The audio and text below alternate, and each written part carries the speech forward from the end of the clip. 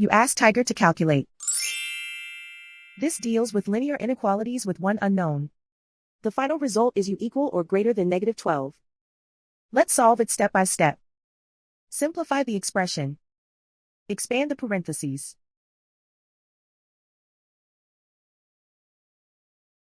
Simplify the arithmetic.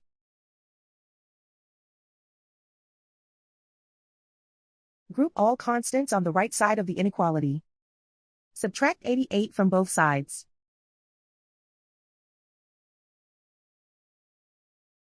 Simplify the arithmetic.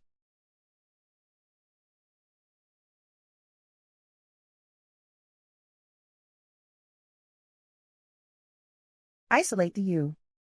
Divide both sides by 8.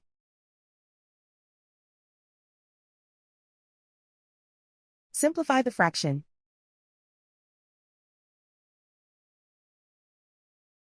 Find the greatest common factor of the numerator and denominator.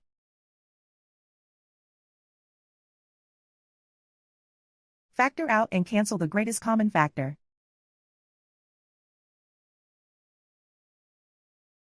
Plot the solution on a coordinate grid. And so the final result is u equal or greater than -12.